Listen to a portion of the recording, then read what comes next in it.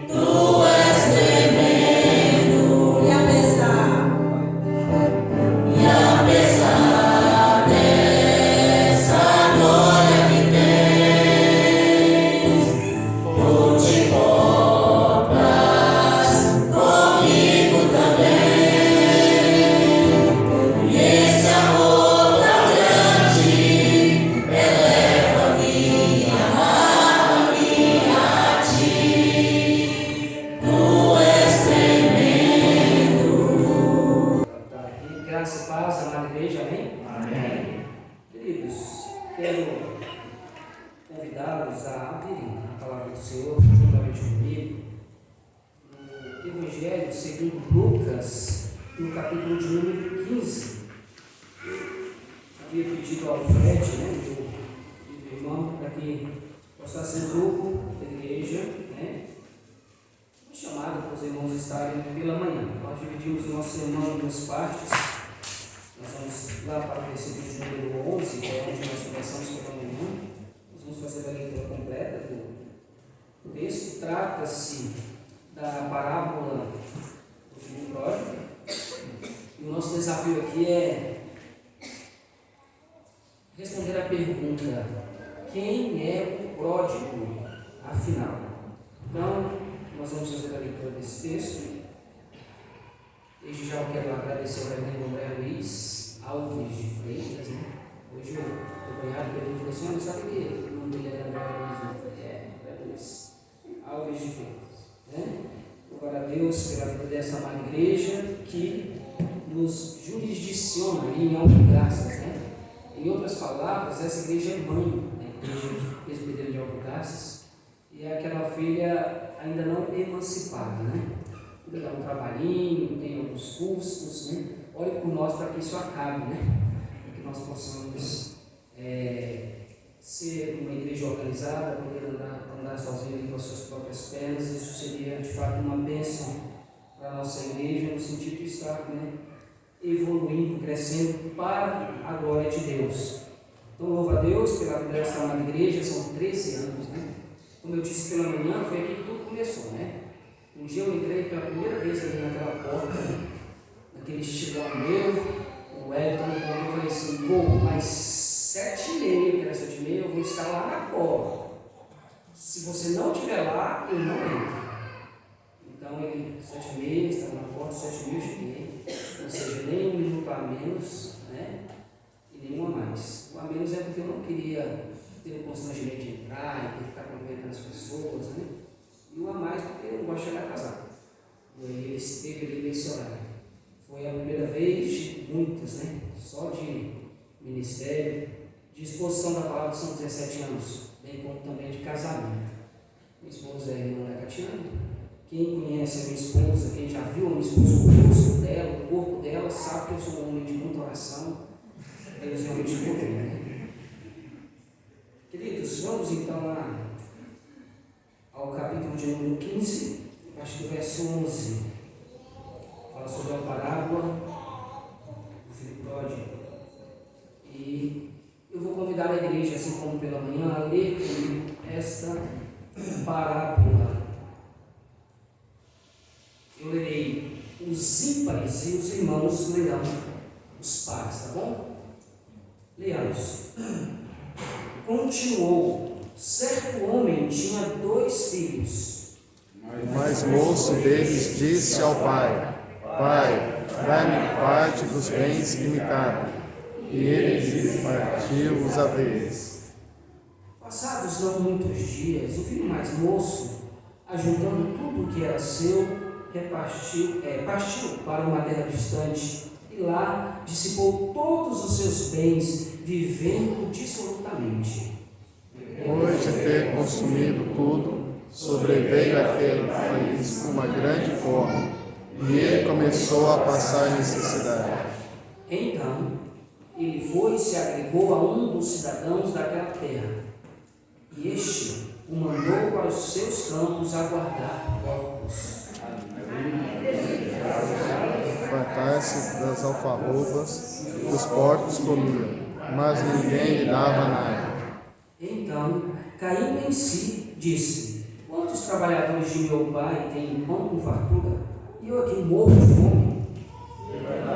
Irei ter com meu pai, e lhe direi: Pai, pequei contra o céu e diante de ti.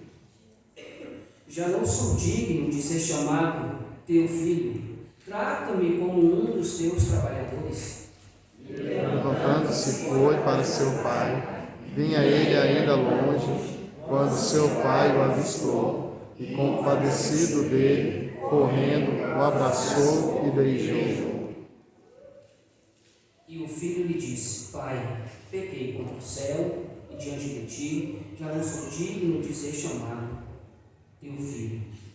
O pai, porém, disse aos seus servos: trazei depressa a melhor roupa, vestiu, pondo-lhe um anel no dedo e sandália nos pés. Trazei também e matai um novilho cevado, comamos e regozijemo-nos. Porque meu filho estava morto e reviveu, estava perdido e foi achado, e começaram a regozijar-se. Ora, o filho mais velho estivera no campo, e quando voltava, ao aproximar-se da casa, ouviu a música e as danças. Chamou um dos criados e perguntou-lhes que era aquilo. E ele informou: veio teu irmão, e teu pai mandou matar um novilho cevado, porque o recuperou com saúde. Ele se indignou e não queria entrar. Saindo, porém, o pai procurava conciliá-lo. Mas ele respondeu a seu pai: há tantos anos que te sirvo, sem jamais transgredir uma ordem tua, e nunca me deste um cabrito sequer para alegrar-me com os meus amigos. Porém, esse teu filho, que desperdiçou os teus bens com meretrizes, tu mandaste matar para ele um novilho cevado. Então lhe respondeu o pai: meu filho, tu sempre estás comigo, o que é meu é teu.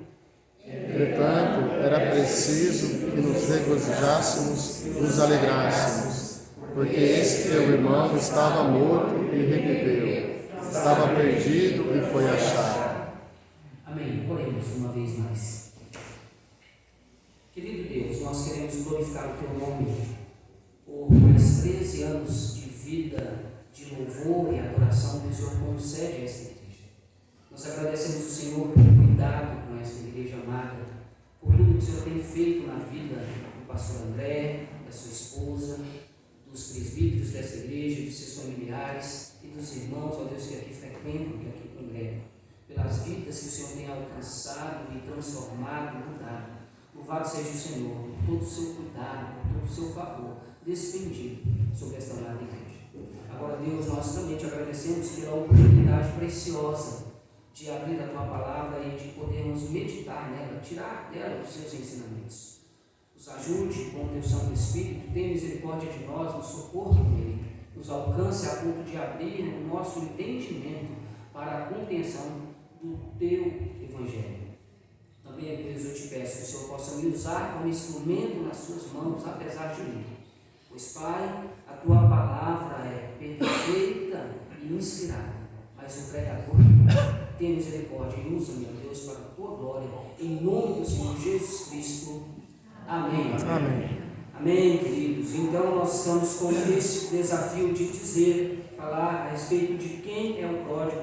Afinal, pela manhã nós iniciamos deixando bem claro que o contexto cultural onde essa parábola foi contada, primeiramente, era um contexto completamente diferente do nosso. Não era um contexto tão emocional, hollywoodiano, né? Aqueles contextos que se emocionam com a história da parábola, porque de fato é muito triste ver um jovem perdido na sarjeta, mas também é muito emocionante e feliz demais quando esse jovem volta para casa arrependido e o pai amorosamente o recebe e o perdoa. Na verdade, essa parábola ofendeu e muito aos ouvintes originais, que se tratava, dos escribas e fariseus. Escribas, a ideia é que eles são escritores. Então, homens que conheciam tanto a Bíblia, porque eles escreviam, a Sagrada Escritura, que é uma referência à Torá ou ao Antigo Testamento, principalmente ali aos 5 primeiros livros da lei, aos Salmos. Então, eles escreviam, palavra por palavra, eles eram os escribas. Pensa, quando você ouve alguma coisa, você pode até gravar, mas se você escrever, a capacidade de conseguir gravar isso aumenta e muito. Então, eram os escribas, homens que conheciam a lei do Senhor de forma maravilhosa, detalhe por detalhe. E os fariseus, que além dos escribas que escreviam para os fariseus, estes sim eram considerados peritos na lei, doutores da lei, grandes religiosos. É para este público que Jesus está contando essa parábola inicialmente. E por que ele está contando essa parábola para este público? Porque essa turma aí estava acusando Jesus de comer com pecadores. Eu até disse aqui pela manhã, citei o teólogo, o pastor José Mardés, ele tem uma frase muito interessante, ele diz assim: se Jesus fosse ter que comer, fosse proibido de comer com pecadores, ele ia passar a vida inteira comendo sozinho. Não tem como Jesus se relacionar com pessoas na terra que não sejam pecadores. Todos nós somos pecadores e não tem diferença nenhuma entre nós que somos religiosos, que servimos ao Senhor na igreja, procuramos guardar o Evangelho. Não tem diferença nenhuma dos outros pecadores lá de fora, a não ser que nós reconhecemos que somos pecadores. Essa é a única diferença. Enquanto muitos fazem festa para o pecado, nós nos entristecemos quando pecamos, mas tanto quanto eles, em níveis diferentes, em várias áreas diferentes, nós também pecamos.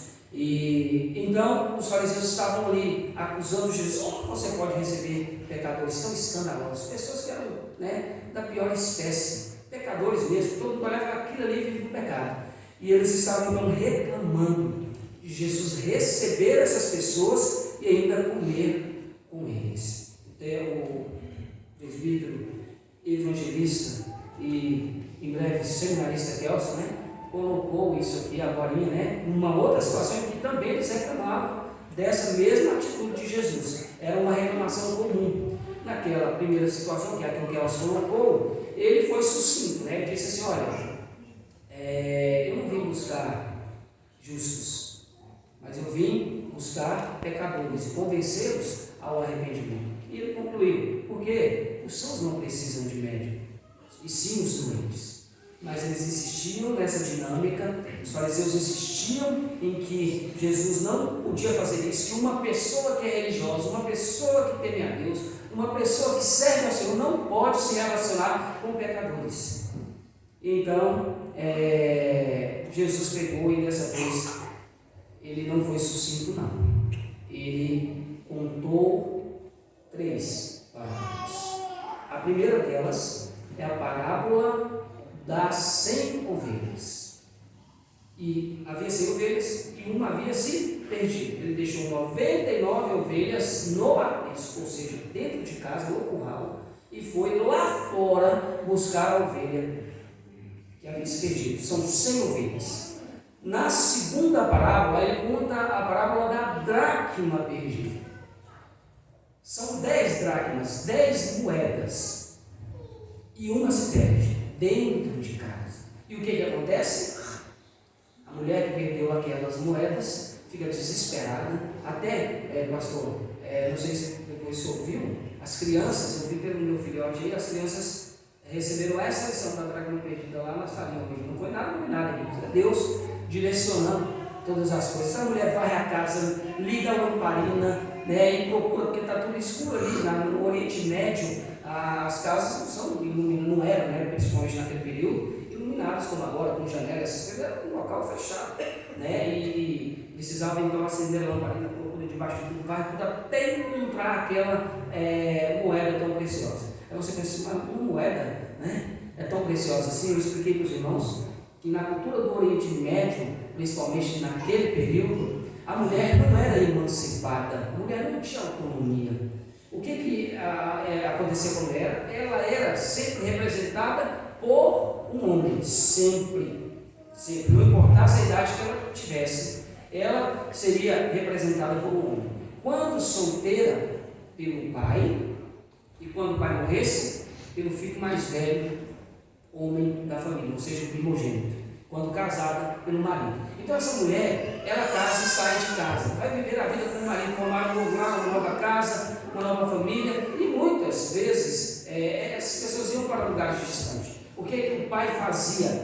Pegava o dinheiro do dote que ele já recebia, porque também ele tinha dote, a parte do dote que ele pegava pelo pagamento que o noivo oferecia pela esposa, ele dava algumas moedas para ela colocar no seu véu ou no colar, e ela vivia com aquilo por toda a sua vida. Era um seguro de vida. No caso de o marido vir a faltar, ela não é emancipada, ela não tem autonomia, ela está num lugar distante, ela vai usar aquele dinheiro para voltar para casa. Então era isso que acontecia com a mulher que vivia no Oriente Médio. Então, uma moeda daquela tinha o valor de um dia de trabalho, né? Era um denário, um dia de trabalho. Então, no caso dela, 10, ela perdeu uma, né? Então, ela sai atrás daquela mulher desesperada, e quando ela acha, ela chama as amigas e faz uma festa, assim como na primeira parábola, quando o pastor de ovelhas acha a ovelha que se perdeu, faz uma festa. E então vem a terceira parábola, e a coisa vai ficando mais apertada. São 100, perde uma, é um prejuízo, mas não é tão grande assim. São 10 moedas, perde uma, é um prejuízo, mas é mediano. Agora são 2 filhos, e um se perde, se vai, e o pai então está em busca desse filho. Nós vimos então, no começo da parábola, que o pai, atendendo ao pedido ultrajante, né? Essa foi a nossa primeira divisão, o pedido vergonhoso do filho, porque esse pedido significou dizer o seguinte, e isso para mim tem um peso, né? Porque vocês não sabem que daqui a 4 dias vai fazer 30 dias que eu perdi meu pai, né?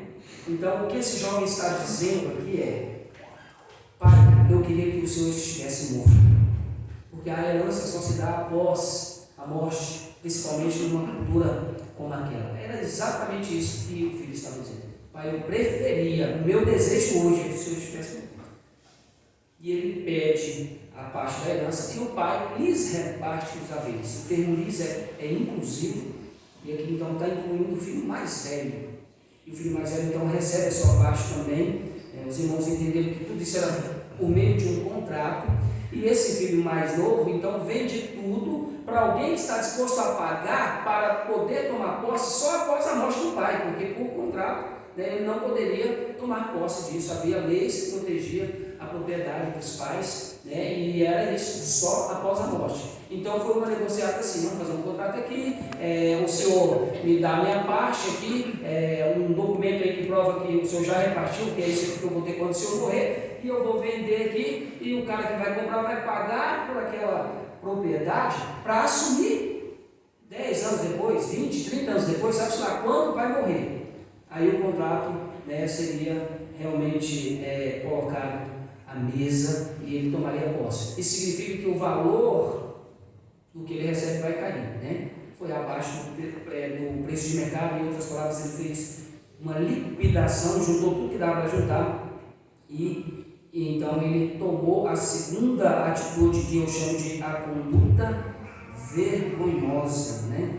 Que é quando ele pegou tudo que tinha e saiu mesmo de casa e foi viver num país distante, num país de gentios, e tudo isso já estava incomodando demais os fariseus e os escribas religiosos, legalistas, tradicionais, preocupadíssimos com aquela situação, com aquela ofensa, com aquela afronta e com a forma como o pai estava tratando tudo aquilo, porque não era assim que o pai deveria tratar. O pai deveria dar um tapa na cara do jovem, levá-lo para a praça pública e mais para frente nós veremos o que mais poderia ser feito com o jovem, certo? Mas o que acontece é isso: ele saiu de casa, então ele foi embora. Todo mundo já conhece essa história, e eu só gostaria de puxar um ponto aqui que é muito importante para a gente compreender.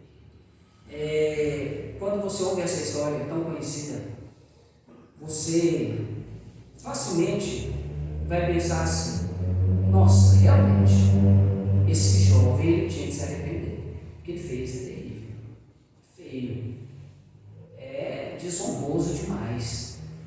Quantas pessoas queriam o pai, né, vivo? Quantas pessoas queriam o abraço do pai, viver com o pai, na casa do pai? O que ele fez é terrível. Ele tinha mesmo que se arrepender. Esse rebelde tinha que se arrepender. E aí a pergunta que eu fiz pela manhã é: mas que menino que tinha que se arrepender? E ele tinha que se arrepender de quê? E lembre-se que o nosso tema é exatamente esse: quem é o pródigo afinal? Então ele saiu terra distante, e nos versos de número 14 até 16, vai dizer o seguinte. Voltemos os nossos olhos então para esses versos do nosso texto aí proposto, 14 a 16. Depois de ter consumido tudo, sobreveio àquele país uma grande fome e ele começou a passar necessidade. Então ele foi e se agregou a um dos cidadãos daquela terra e este o mandou para os seus campos a guardar porcos.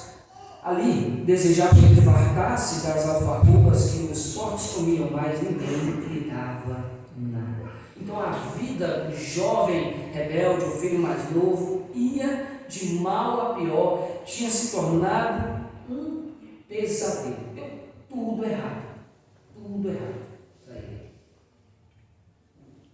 Tudo errado. Mas esse jovem cai em si.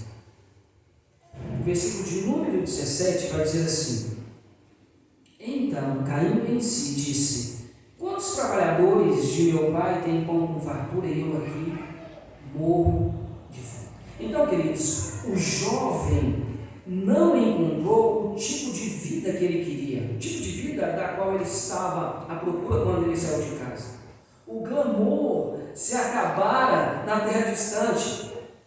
A estrada o levou rumo à destruição. O pecado, meu amigo, nunca dá o que promete. O pecado, ele te mata dizendo que não. O sonho desse jovem virou, na verdade, um grande pesadelo. Mesmo assim, ele ainda não estava disposto a ir para casa. Mesmo dando tudo errado. Fazer isso significaria confessar que ele tinha sido precipitado, tinha sido um tolo, algo pesado demais para se admitir.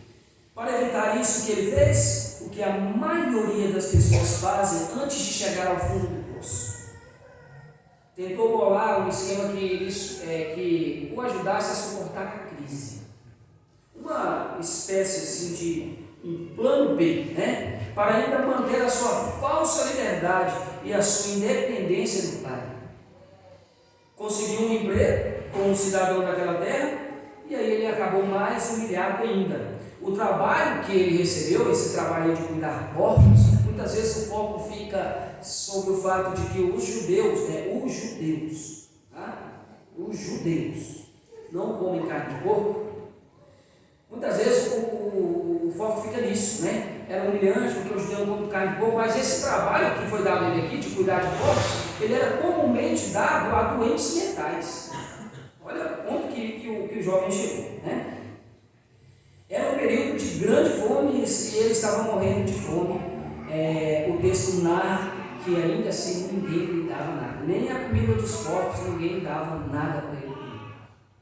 E aí, irmãos, quando a gente fala de morrer de fome, eu vou falar um negócio para você. O ocidental não sabe o que é fome. Talvez o ocidental vai saber o que é fome quando vai lembrar aquele filme como que é o primeiro nome do seu canal dos Andes lá? Daquela montanha no Chile, onde os jovens sofreram um acidente, caiu de avião, universitários, esportistas, e com o passar do tempo, eles começaram a comer os corpos das pessoas que haviam morrido. Isso é porque ele está morrendo de fome. Quando a pessoa está morrendo de fome, ela pode se tornar louca, ela chega à beira da loucura. Fome dói. Nós não sabemos o que é fome. A Bíblia narra uma situação onde havia tanta fome na terra, isso está na palavra do Senhor no Velho Testamento, e era conhecido aqui dessa turma que está ouvindo tudo isso, que a fome foi tanta que duas mães, cada uma tinha uma criança, elas fizeram um seguinte combinado: eu não está dando para suportar a fome, vamos fazer o seguinte: nós vamos matar os nossos filhos e nós vamos comê-los. Você mata o seu primeiro, a gente come, depois, quando acabar, eu mato o meu e a gente come. E ficou assim combinado. Mataram com ele. Depois, quando a outra quis matar o filho da outra, ela falou: não, e salvou a criança. Por quê? Para chegar a uma atitude daquela só quando você está morrendo de fome. E foi isso que aconteceu. Então nós não sabemos realmente o que é fome. Esse jovem estava com um sofrimento muito grande. Certo? Então ninguém lhe dava nada. Aí, diante dessa situação, pela primeira vez, A bondade e a misericórdia do Pai tomaram lugar na mente desse jovem. O versículo 17 ainda narra que ele disse o seguinte, então caiu em si e disse: quantos trabalhadores de meu pai têm pão com fartura e eu aqui morro de fome? O que ele está dizendo? Ele está dizendo: meu pai é bom até para os escravos. Se um jovem passando fome estivesse aqui nesse trabalho e meu pai fosse o patrão, ele teria o que comer. Meu pai é bom até para os escravos. Ele caiu em si, ele recobrou os sentidos, acordou para a realidade e deixou de evitar o inevitável. Pela primeira vez ele estava disposto a abandonar a vida de pecado, implorar o perdão do Pai e se submeter novamente à autoridade do Pai. Muitas vezes, irmãos, nós agimos como loucos. O pecado é uma tolice. O pecado é mais ou menos assim: é uma pessoa que mora sozinho e quer fugir de casa. É loucura. Você quer se libertar, você quer resistir à vontade de Deus para a sua vida, quer viver uma vida distante dele. Estava ali há pouco, conversando com o Jardel, quando ele chegou, nós dois conversando ali de fora, eu falei assim, e a gente trocando ideia, eu falei: Jardel, sem Deus não vai. Sem Deus é só a carne. É verdade. E é tolice pensar ao contrário, mas nós pensamos. Muitas vezes nós pensamos que é possível, que há um plano melhor, que há uma vida melhor, que há um lugar melhor, que há um cenário melhor distante de Deus, quando não há. Então ele elaborou um novo plano. Ao invés de se agregar a um cidadão daquela terra, a um grande empresário, trabalhar ali para ele e ser humilhado como ele estava sendo, ele elaborou um novo plano. Está no versículo de número 20 que diz: e levantando-se foi para seu pai. Vinha ele ainda longe quando o seu pai o avistou e, compadecido dele, correndo o abraçou e o beijou. O plano deste homem foi elaborado aqui no versículo de número 18: levantar-me-ei e irei ter com meu pai e lhe direi: Pai, pequei contra o céu e diante de ti, e já não sou digno de ser chamado teu filho. Trata-me como um dos teus trabalhadores. Veja que é um plano, é um projeto de vida. Qual é o seu projeto de vida? O desse jovem era voltar e se submeter à autoridade do pai, nem que fosse como um escravo. Vai um segredo para você. A maioria dos termos que nos relacionam em relação à nossa união com Cristo é de escravo. Nós somos escravos de Cristo. Ou é assim, ou você é escravo do pecado. Por isso que o Evangelho vai dizer que aquele que faz o bem não faz mais do que a sua obrigação. Isso é um fato. Então o plano dele era voltar. Ele fez declaração todo mundo: eu vou voltar. E quando Deus chegar lá, eu vou dizer para o meu pai assim, ao invés de dizer: Pai, a minha vontade é que se eu estivesse morto, eu vou dizer: Pai, pequei contra os céus. Veja como a mente desse jovem está mudada. E contra ti. Olha o que ele fala: já não sou digno de ser tratado como teu filho. E é o que ele vai propor. Trata, tudo isso aqui é constatação, agora é proposição, agora ele vai propor. Trata-me como um dos teus trabalhadores.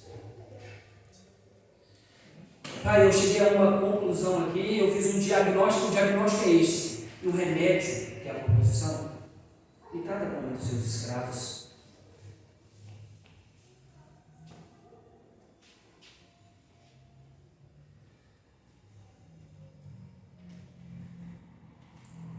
Então, meus irmãos, esse é o plano.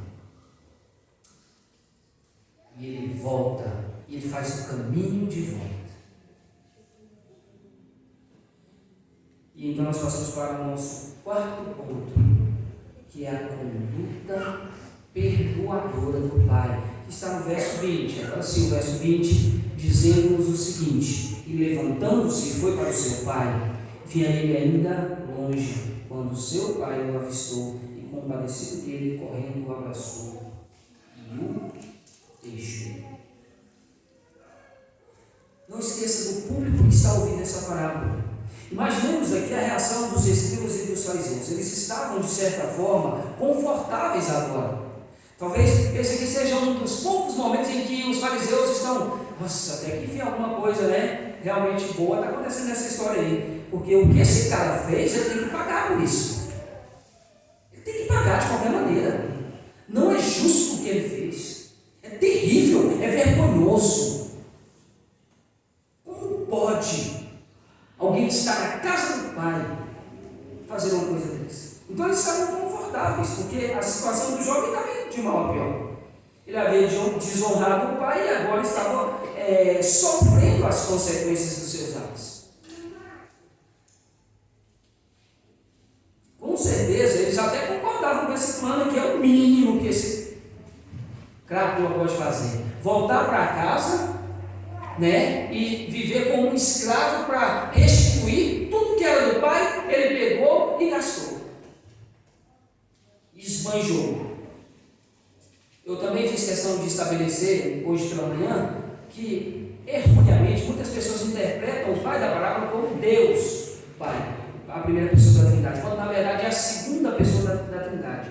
A imagem do Pai é a imagem de Jesus Cristo, o Filho de Deus, que morre na cruz do Calvário. Isso precisa estar estabelecido em nossas mentes. Ele está desonrando o Pai aqui, e ele deveria então trabalhar a vida toda. Outra coisa que é importante estabelecer é que o pródigo, diferentemente do que se interpreta comumente, que é rebelde, não que não possa se chegar a essa ideia, mas pródigo na verdade significa literalmente esbanjador, desperdiçador. Aquele que desperdiça oportunidades, aquele que desperdiça os favores de Deus, a graça de Deus.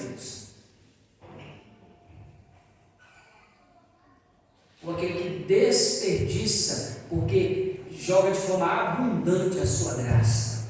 Portanto, por isso, inclusive, citei pela mãe de Timothy Keller, que faleceu recentemente, trabalha a ideia de um pai pródigo. O pródigo na parábola, para Timothy Keller, deveria ser o pai, porque o pai expande a sua graça, expande o seu perdão, derrama de forma abundante o seu amor sobre o filho pródigo. Essa é a ideia de Timothy Keller, mas calma lá, eu não sou Timothy Keller, tá bom? Vamos chegar lá. Quem é o pródigo afinal? Seguindo, irmãos, veja bem, eles concordavam com esse plano aqui. Assumir a posição de um servo que trabalharia a vida toda para restituir todo o dinheiro do pai que ele desperdiçou. Na mente deles, os fariseus, era o momento do pai agora tratá-lo como deveria. Porque o pai, lembra que eu disse que já no início eles ficaram ofendidos, porque o pai não estava ofendido como deveria. O pai deveria ter desonrado este filho em público. Certo? Era isso que deveria acontecer, na opinião dos fariseus. Querem saber como mais o pai deveria tratar, como esse jovem seria tratado realmente naquela cultura? Abramos a palavra de Deus no livro de Deuteronômio, no capítulo 21, de 18 a 21.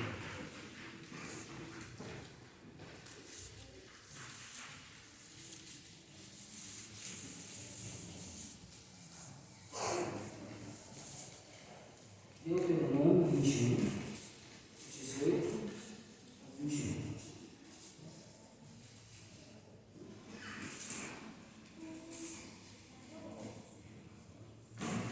Acerca dos filhos desobedientes. Olha o que a lei dizia.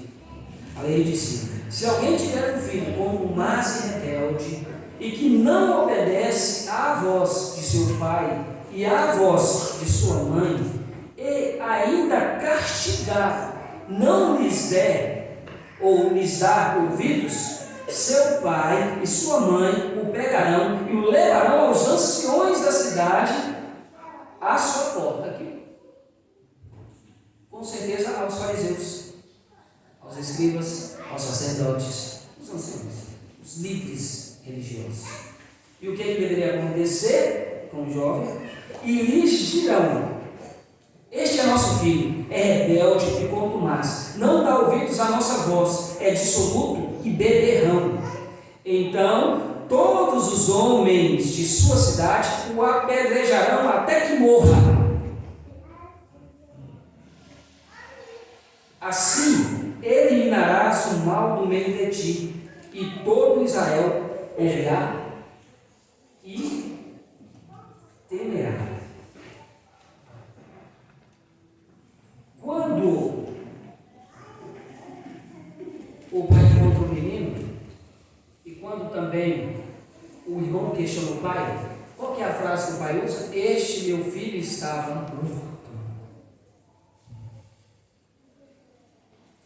Porque essa é a imagem. O pecado e a rebeldia o matou. Ele só não está morto fisicamente porque eu não cumpri a justa justiça sobre a vida dele. O que é isso? Quando Deus deixa de cumprir a justa justiça sobre a nossa vida, quando Ele deixa de nos dar o que nós realmente merecemos, isso é misericórdia. O que você merecia é ir para o inferno, mas porque Deus é misericordioso, Ele não te manda para o inferno. Você não tem a mínima condições de fazer alguma coisa, algum projeto, algum plano, algum esquema que convença, que satisfaça, que resolva a sua ofensa a Deus para que você possa ir ao céu. Mas porque Deus é gracioso, Ele te concede o céu. Duas coisas diferentes. Misericórdia não te dá o que você merece. O que você merece é o inferno. Graça te dá o que você não merece. O perdão.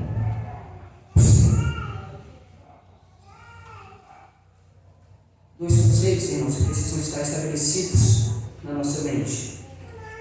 Então, como pagamento por tanta vergonha, deveria ser publicamente envergonhado antes de ser apedrejado e morto.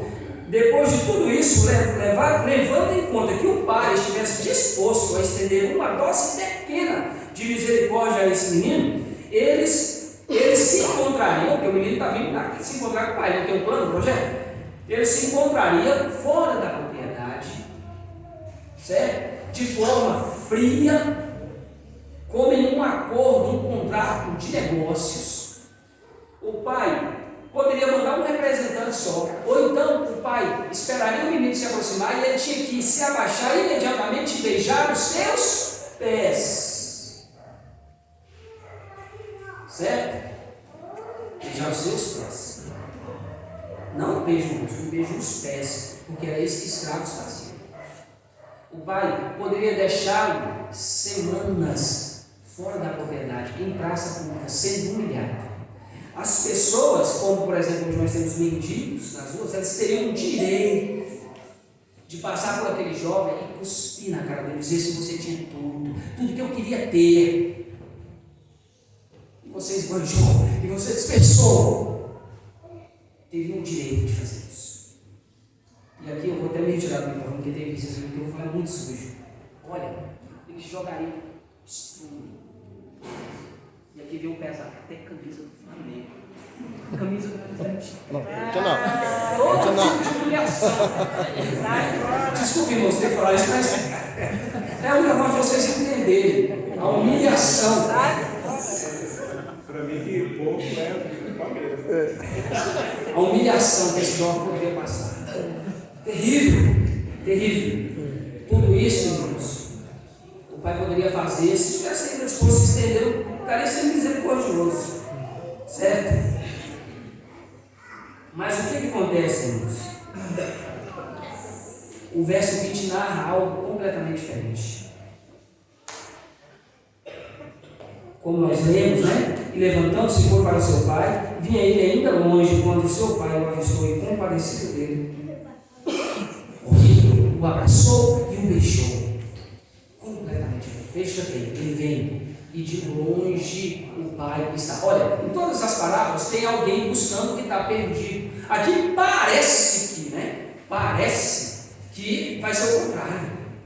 O filho é que veio quando o pai, mas o pai o vê de longe e sai correndo, atravessa o vilarejo e o encontra. O pai já o estava esperando. O pai vai buscá-lo. Certo? Então nós podemos afirmar que era dia quando o jovem se aproximou do pequeno vilarejo, pois o pai o avistou e ainda longe correu e o abraçou e o beijou. Se era dia, então a vida comum da cidade estava acontecendo. Um dia o comércio funcionando, as pessoas indo e vindo de um lado para o outro, fazendo os seus afazeres. Mas o texto traz a ideia que o pai estava observando, esperando o filho. A ponto de ver de longe, talvez numa torre. Sabe-se lá quanto tempo se passou até que aquele jovem resolveu voltar. E no dia que ele volta, o pai está atento. Como ele era um homem de posses, não é difícil imaginar que ele poderia colocar uma vigília 24 horas. A cada hora tinha alguém na torre, vendo para poder comunicar ao pai do retorno do filho. E por que o pai estava ansioso para a chegada do filho? Por que ele estava esperando? Por que ele correu? Por que ele não esperou a chegada do filho? Já não estava vindo?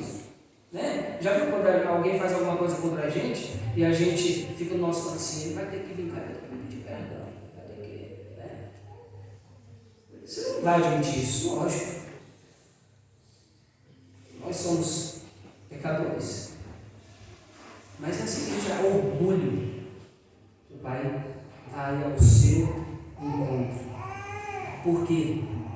Primeiro, resposta. Porque o pai estava ansioso para começar o processo de reconciliação. Isso nos remete às duas parábolas anteriores. O pastor deixou logo as ovelhas lá seguras e foi atrás da que se perdeu. A mulher imediatamente ligou a lamparina, pegou a vassoura, começou a varrer a casa, arredar os móveis, ansiosa por encontrar a mulher que tinha se perdido. Mas há um segundo fator aqui. O pai claramente queria alcançar o rapaz antes que ele chegasse ao vilarejo. Lembra do que o esperava? Até camisa do Flamengo. Filho, o pai está preocupado com essa situação, tem que protegê-lo. Tem uma cena aí, né, que o pessoal coloca, ora é um soldado do exército, ora é um político, que coloca, ora é o pai, né, Santo Filho, coloca assim, é muito bonita aquela imagem. Essa é a ideia mesmo, protegendo ele, as flechas vindo das balas, tudo nas costas do pai. É exatamente isso que está acontecendo aqui. O pai está sofrendo toda a desonra, porque o que se esperava dele era que ele cumprisse o que estava lá no meio. Certo? Mas o pai vai atrás do filho para protegê-lo do escárnio e da humilhação e da desonra, da vergonha que sofreria assim que entrasse na cidade. Neste caso, o próprio pai carregaria mais uma vez, desde o início, né? Mais uma vez suportaria a zombaria no lugar dele. E não se engane, irmãos, naquela cultura, um nobre não poderia correr. Esse ato de correr aqui é uma quebra de decoro, ainda teve mais isso. Porque para correr, eles tinham que levantar a parte da vestimenta deles, que era uma estola, né? Uma túnica. Então isso mostraria, isso era ultrajante naquela cultura, ainda mais para um nobre, pois ele correu. Isso é tão sério que até a nossa. Agora não, a nossa tradução já mudou, né? Mas muitas vezes, quando se traduzia do grego para o hebraico o Novo Testamento, ao contar essa história aqui, os escribas, eles não tinham coragem de colocar que um homem correu. Eles estão contando uma história, eles colocaram assim, apreciou, precipitou-se, certo? Porque era tão ofensivo admitir, mesmo numa história, que um nobre do Oriente Médio estava correndo. Então, correr era para escravos, o mensageiro que saia correndo para entregar a mensagem, ou para garotinhos. Então, isso não poderia se aplicar ao pai, é mais uma atitude de humilhação, né? E ele corre para o filho, para abraçá-lo e beijá-lo, antes mesmo de o rapaz chegar em casa. E isso foi visto como uma quebra de lei. Some-se a isso o fato de que esse nobre, né, estava realmente assumindo toda a afronta para si, porque o jovem estava voltando e ele não estava demonstrando um mínimo de vontade de cumprir o que a lei dizia. Estava se demonstrando realmente disposto a perdoar aquele jovem. Certo? Os versos 22 e 23 nos mostram que o pai quebrou todos os padrões esperados e restituiu o rapaz à posição de filho ali mesmo. Vamos lá esses versículos 22 e 23, olha só o que diz. Ó. O pai, porém, disse aos seus servos: trazei depressa a melhor roupa, vestiu, ponde um anel no dedo e sandália nos pés. Trazei também um novilho cevado, com mãos e regozijemos. O que está acontecendo aqui? Não está faltando alguma coisa? O rapaz não tinha um plano? Qual era o plano do rapaz? Vejamos,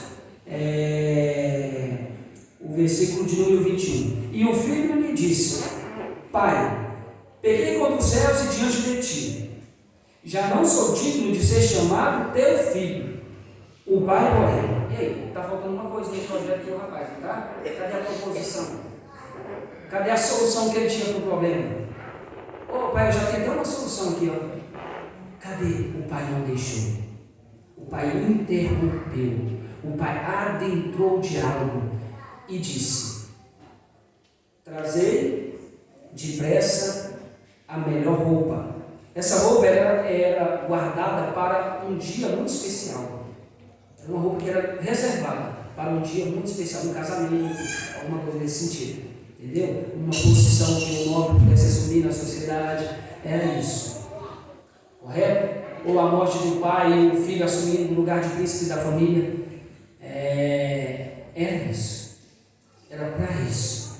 O pai disse: o melhor dia é hoje. Traga depressa a melhor roupa. Só que quem usava essa roupa tinha que ser da família. Ou o pai ou o filho. Homem. O filho vai usar. Ponde-lhe um anel no dedo. Esse anel não é um anel qualquer, é um anel que tinha um carimbo com a insígnia da família. Era o carimbo de fazer transações comerciais. Carimbou, está fechado o negócio. Põe no dedo dele. E sandálias nos pés, porque os escravos é que andavam descalços. O que o pai acabou de fazer? Que meu escravo que trabalhar para mim o quê? Você é meu filho. O pai o restituiu a autoridade de filho, pois todos quantos creram no seu nome, deu-lhes o poder de serem feitos, tornados filhos de Deus. Não é isso que diz? Ele é restituído. Sabe o que o rapaz nos ensina? Toda a nossa ação, todas as nossas obras, toda a nossa capacidade, eu vou fazer para agradar a Deus, tudo isso não resolve. É só a graça e a misericórdia de Deus. Como está em Romanos, no capítulo de número 2, versículo de número 4. Ou desprezais, que é a bondade e a misericórdia de Deus que vos conduz ao arrependimento. Sabe por que os jovens se arrependeu? Porque Deus conduziu a se arrepender. O homem não consegue. Você não quer Deus. O homem, se pudesse, mataria Deus, como matou na segunda pessoa da Trindade, Jesus Cristo, na cruz do Calvário. Nós, eu, você, se nós pudéssemos, se Deus desse a oportunidade, nós mataríamos a Deus. Nós não queremos Deus. Enquanto nós não entendemos isso, nós não estaremos salvos. Nós somos salvos única e exclusivamente pela graça de Deus, por sua bondade e por sua misericórdia. Então ele devolve o filho à posição de antes, que é de filho. Ele vai sofrer o dano. O homem vai sofrer o dano, a vergonha, a desonra. Vão zombar do pai, mas o pai, ao invés de puni-lo, prepara uma festa para ele, assim como nas outras parábolas. Sabe por que o pai prepara uma festa? Porque o pai está feliz. A gente dá uma festa quando a gente está feliz. Por que o pastor de ovelhas preparou uma festa quando ele achou a ovelha e chamou os pastores amigos. Por que ele estava feliz? Por que a mulher das 10 dracmas que perdeu uma e quando ela achou fez uma festa? Por que ele estava feliz? Está todo mundo feliz. Né? Ou não? Então nós vamos ao nosso último ponto. A conduta pródiga do filho mais velho. Verso de número 28, assim diz: ele se indignou e não queria entrar. Saindo, porém, o pai procurava conciliar. Agora sim. Agora a gente consegue ouvir a voz desse rapaz. Ele andava sumido, não é verdade? Nem viu. É como se diz, né? A necessidade é que faz o sapo pular. Ou então pisa no meu carro para você ver. Aí o cara aparece. Nada, irmãos, absolutamente nada até aqui incomodou esse rapaz. Nada. Nada. Nem a insanidade do irmão mais novo, que cegamente caminhava para a autodestruição, nem a desonra pública que o pai sofre no início, nem o sumiço do irmão e a falta de notícias. Mas a festa pela volta dele, aí já é demais.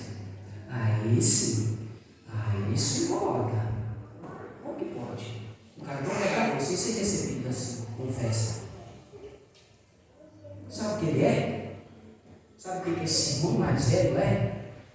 Fariseu.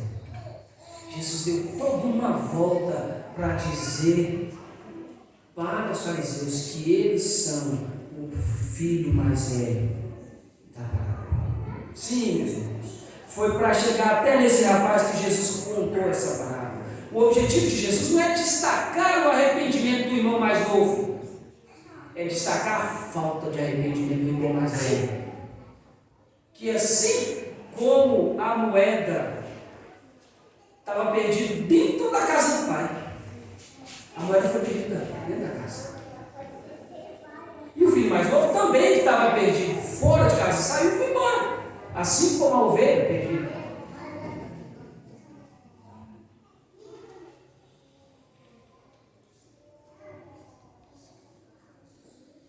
Esse irmão mais velho é a representação dos fariseus, que são peritos na lei, grandes religiosos, de boa reputação, que não faltam ao culto, nem estudo bíblico, escola dominical, reunião de oração, mas não conseguem se alegrar com a conversão de um pecador escandaloso. Porque acham que estes não podem ou não merecem ser alcançados pela graça divina. Merecer, de fato não merece, mas podem. Deus tem prazer na salvação do pecador. E por isso, esse irmão se recusa a participar da festa. Veja bem, nas 3 parábolas tem uma festa. Nas 3 parábolas está todo mundo feliz, exceto o santarrão aqui. O santarrão aqui está infeliz. Mas sabe o que é interessante? Agora, o pai da parábola, o pai da história, está do lado de fora da casa conversando com o irmão mais velho, falando: vem, meu filho, vamos nos alegrar, vamos participar da festa. E como que começou essa história? Com Jesus saindo de dentro da casa onde ele estava comendo com os pecadores e indo para fora conversar com os fariseus, na porta da casa. E lá dentro tem um banquete, e cá fora Jesus está falando com os pecadores não arrependidos.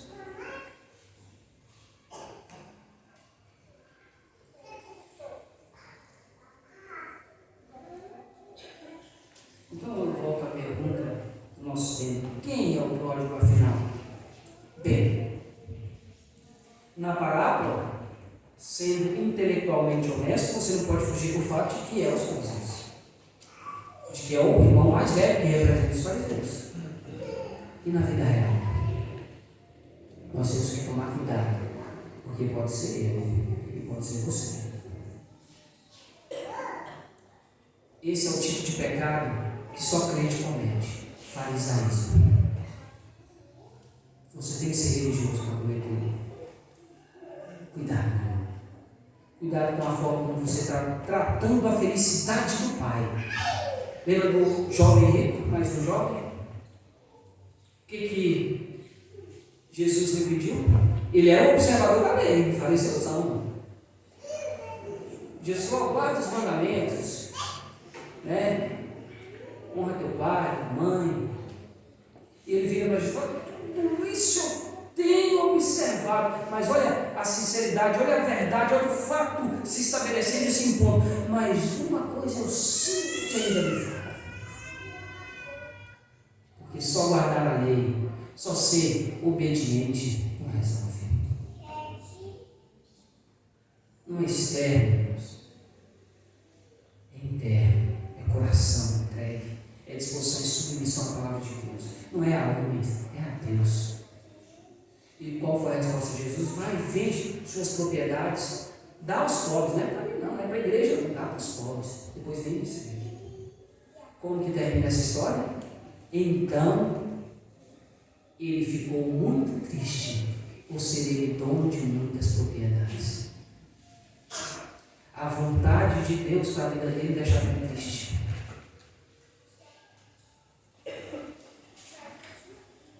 A alegria do Pai deixava ele triste, nervoso, inseguro. Aqui na parábola não muda. A alegria do Pai, a festa do Pai deixa esse irmão mais novo, mais velho, triste. Ele não consegue participar da festa, ele é o único que estou, ele não está na festa, ele está do lado de fora. Ainda que ele passou a vida toda do lado de dentro da casa. Por isso, o Hernandes Dias Lopes tem uma pregação: o filho perdido dentro de casa.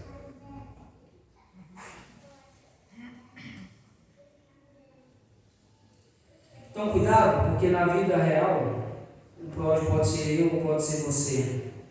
Tendo nada mais do que uma boa reputação, mas sem nenhum verdadeiro entendimento e relacionamento com a graça e misericórdia